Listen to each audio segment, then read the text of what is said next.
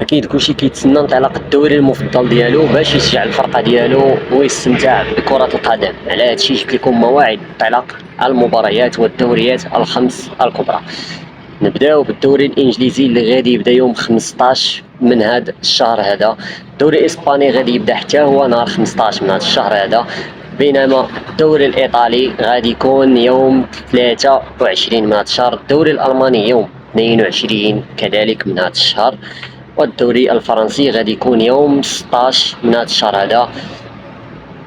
التوقعات ديالي ديال كل دوري: ريال مدريد، ليفربول، بايرن ميونخ، يوفنتوس، باريس سان جيرمان.